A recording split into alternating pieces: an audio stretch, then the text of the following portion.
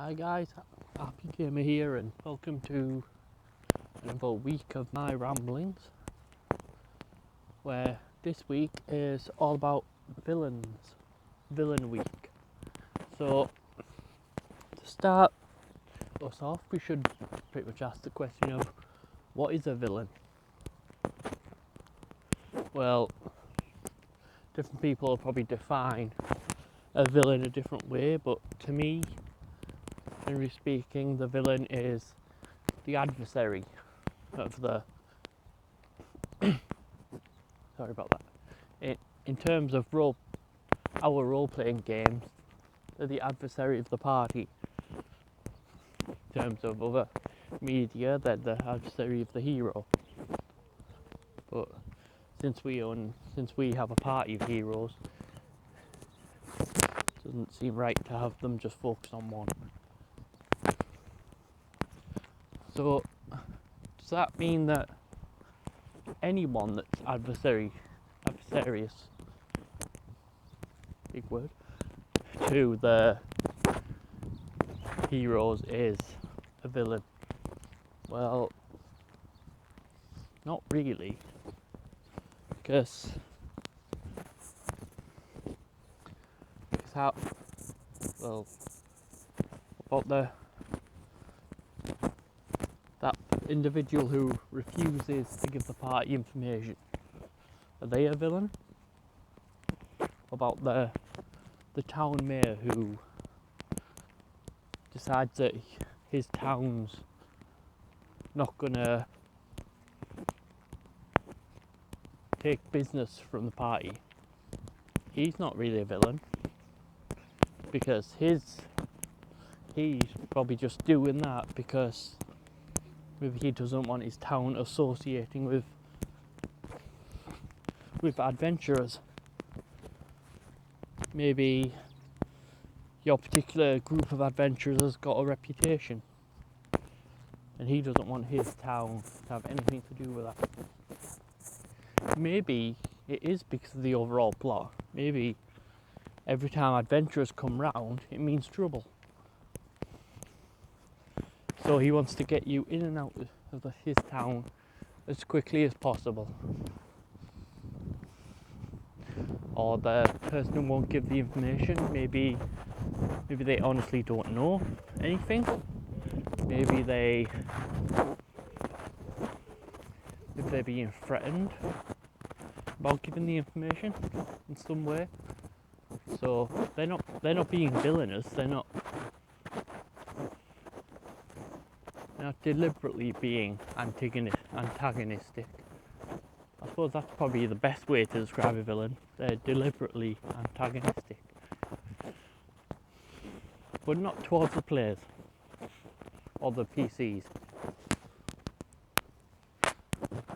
And that a villain will never sets out to be against the PCs.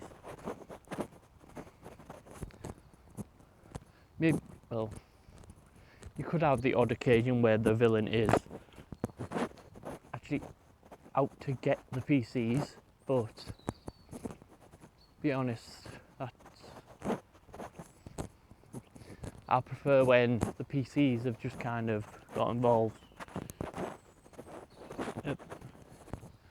A villain, like, take Star Wars. I'm probably going to be using Star Wars a lot this week because Darth Vader's an awesome villain. But take Star Wars. Darth Vader and, by extension, the Emperor.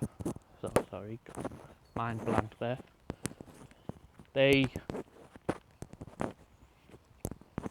Their plan is to wipe out the Jedi and will take over sort of build the Empire. So they didn't plan for a rebellion to occur. their plan didn't include Luke in it. Luke popping up.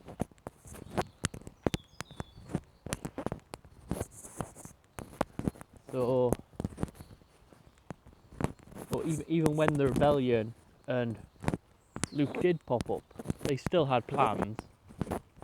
They were still building the Death Star. They were still taking over planets. They didn't put all that to a halt to, well, actually, they did, didn't they? After the rebellion came around, the whole plan seemed to revolve around stopping the rebellion rather than continuing their plans. I mean, the Death Star was continuing to get built, but that was more a background thing by the end of it. The Emperor's whole thing came about stopping the rebellion.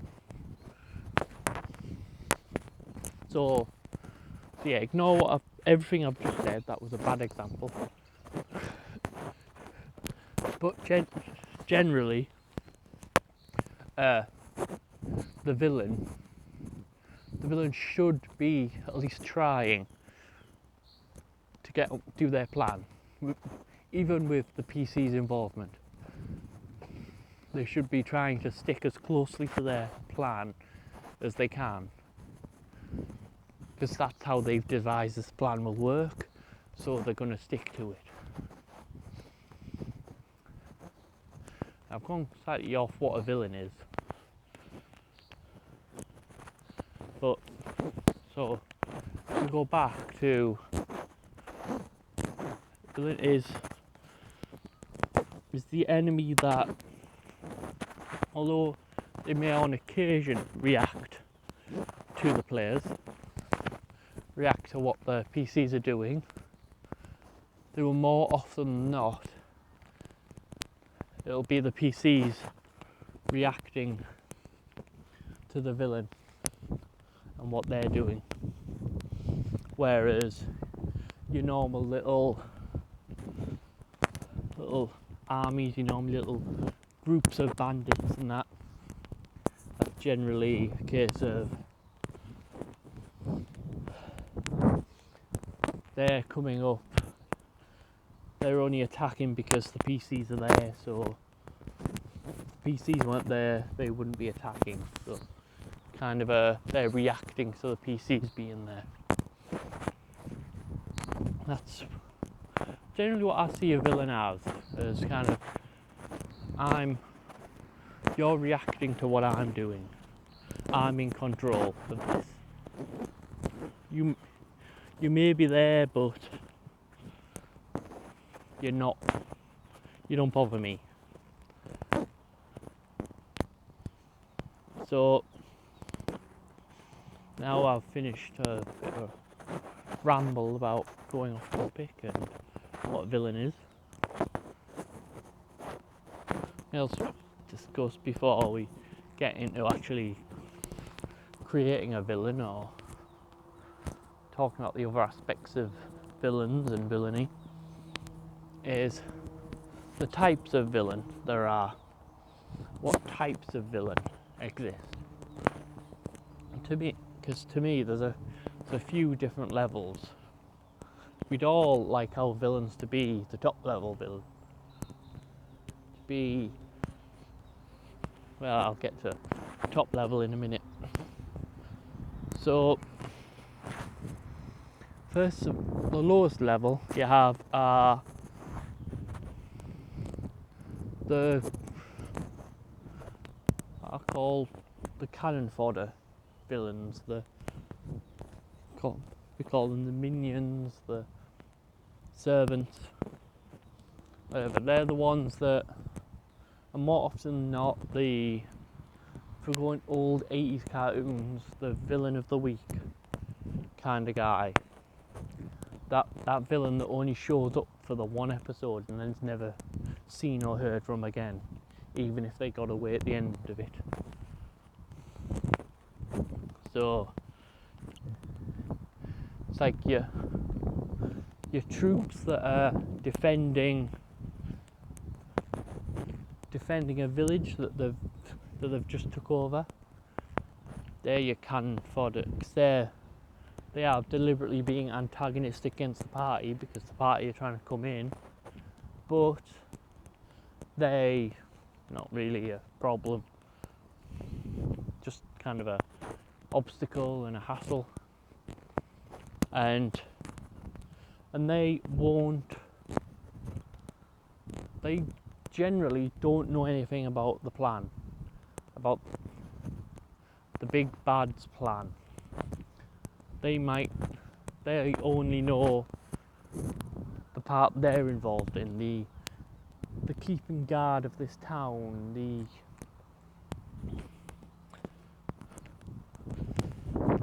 the guarding,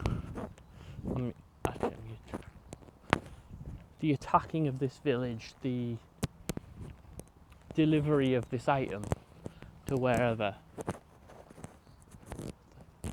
transport, protection, whatever it may be. They only know their small little section of it.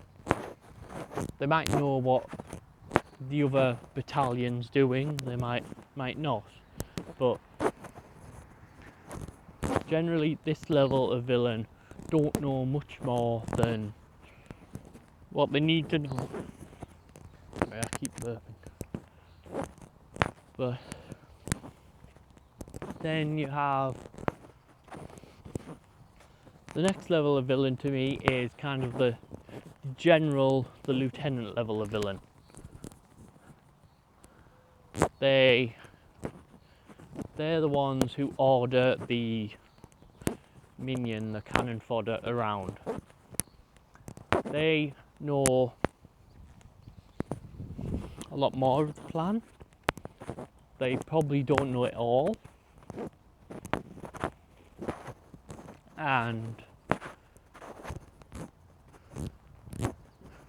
Or at least they think they might think they know it all, but there's always that thing that they don't know. They like the cannon fodder, like the minions, they're on a need to know basis.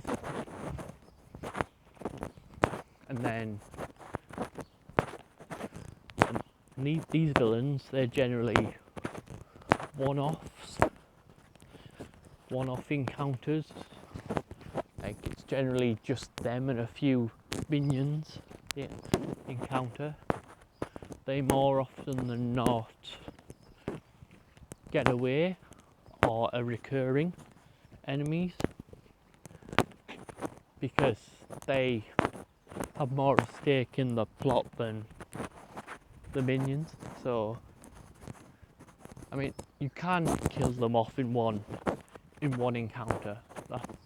That's fine. It's all down to the players. If the players, this level of villain is where you start.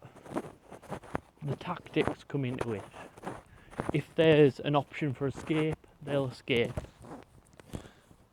Unlike the minions who have been ordered to be there, so they have that fear of if they run, they'll be killed anyway. And this is where you start getting I'm gonna distract the heroes and escape, protect my own life, and rather than sacrificing it for who they consider to be their boss. Just a boss, just a job, really. Because at this level they still have no personal reason for caring about the plan, the overarching plan. They generally, this level, they don't care. This level are your actual generals and lieutenants of an army, or the leaders of the battalions, or even a rival band of adventurers who have been told that you are the evil ones, that your party are the evil ones, so they're coming after you to stop them. The bounty hunter that is on the endless hunt of you. This is that level, because with the enemy party and the bounty hunters, there's still no personal involvement in it. It's a job for them. So then you've got the next level of villain. Next level of villain is generally the sub boss, the second in command type.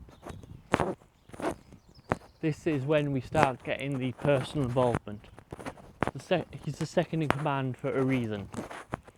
They believe in what the plan is. They believe in the outcome. They have been promised a stake in the outcome. Maybe you could go a bit more three-dimensional with the second in command. Maybe his people will get their land back. He's been promised that his people will get his land back if this plan succeeds. He's been promised that his village will get food and water if this plan succeeds. You could go that way with the second in command because they've got a personal investment in this plan. Or you could go the simple way of, well, this big boss took me in, and so I'm going to follow him whatever he does, good or evil, I don't care. He's my protector, he's my friend, I will follow him kind of villain. That's your second in command kind of villain. There you're, well, I don't want to say Darth Vader, because to me Darth Vader had more impact on the story than the Emperor did. To me, story-wise, Darth Vader was more of a threat, was the Empire, basically, more so than the Emperor. I know the Emperor was the big guy who kept appearing in holograms and all that rubbish, but to me, personally, Darth Vader represents the Empire more than the Emperor does. But that's just my opinion, so if we're going by how it actually works, Darth Vader would be the perfect example of the second in command who has the personal stake in it. In fact, you could, I'll talk about the last level, and then we'll go through them again, because I've just thought how Star Wars works with all this. So anyway, the top level, the last level, is the big bad, is the one who originally came up with the plan. Maybe he didn't come up with it all, maybe the second in command helped. Like, maybe second in command, his connections added something to the plan, I don't know. Maybe that could be another approach to why the second in command's there. But the big bad is the one who's come up with a big plan. They're the one that will gain the most from it, or gain everything from it. So, and they will, the big bad will kind of is all powerful, and they know the entire plan, they know what's happening, they know how it's all going to play out. They don't really care about the PCs. They can see the grander picture. Or the PCs have stopped us claiming this territory. Well, okay, go at it again. Send someone. Go at it again, or we don't need that territory. It makes it a little more difficult, but we didn't need that territory. Let's carry on with the plan. And then if the PCs interfere again, right, we need to send someone after the PCs to keep them out of our business. They're still carrying on with the plan as they've got it wrote down or whatever, but they're still not concerned about the PCs because they feel they can just send someone to go sort them out. But yeah, that's kind of the way a big bad it is.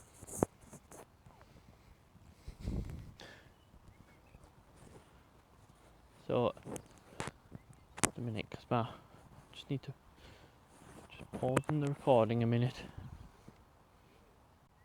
Alright guys, I'm back. Sorry about that.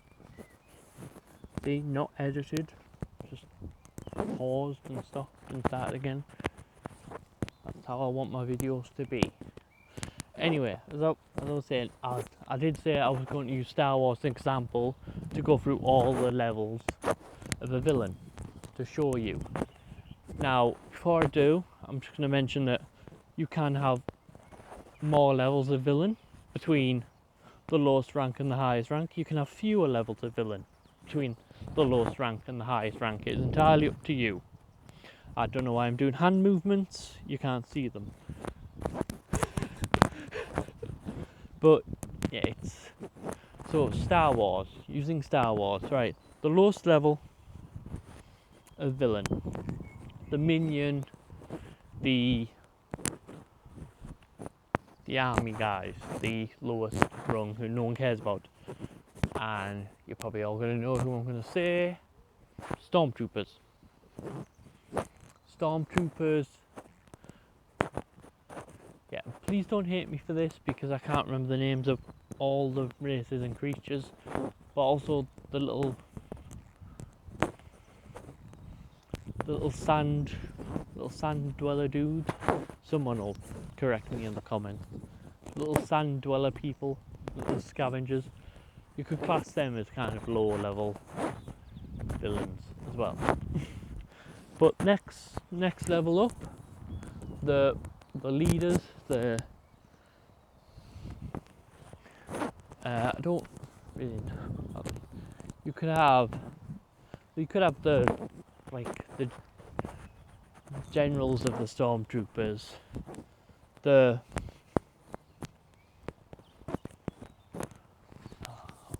what's his name?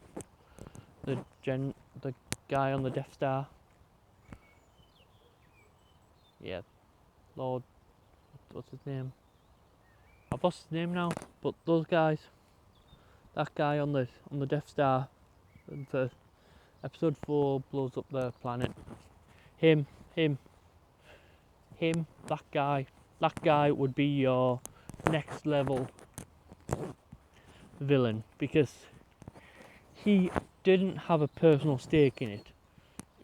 If I remember, he was simply there as a commander of the army. So, the commander of the empire. So him. Please put his name down below. Because you know what Star Wars is. You know that Wars of Stars, don't you?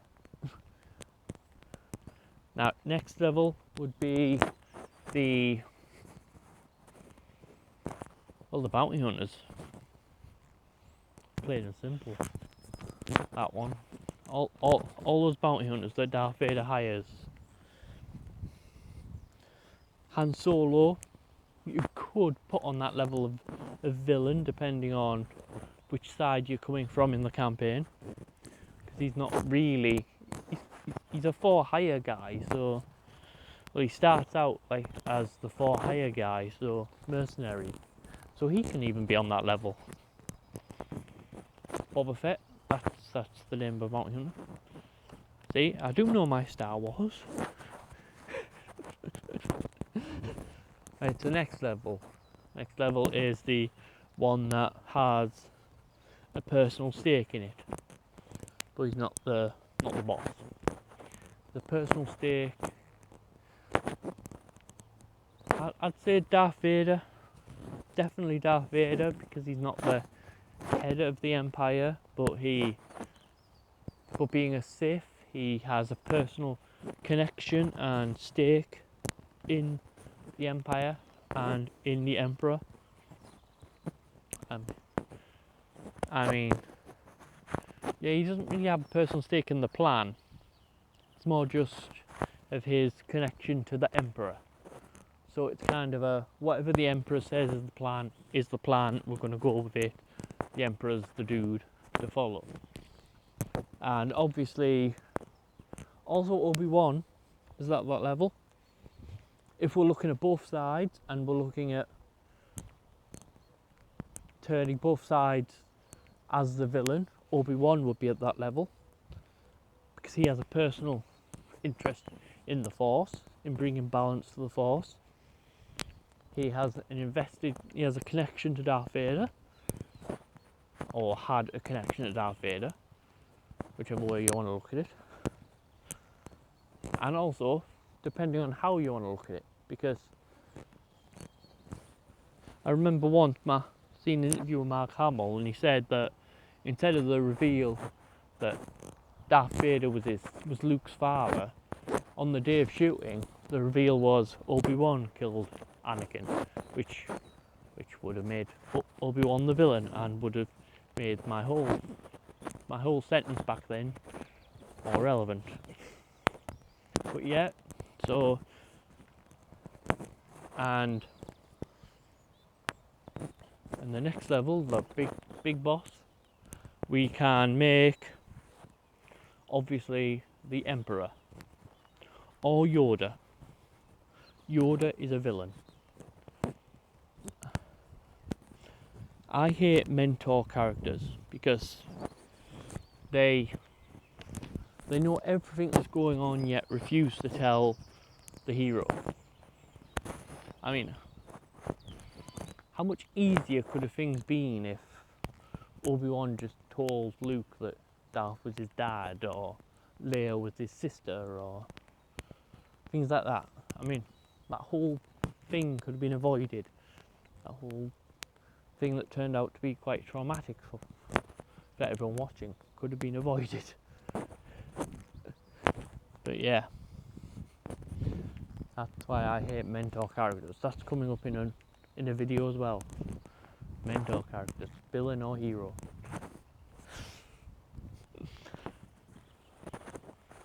So I've spoke about who a villain is, how we define a villain.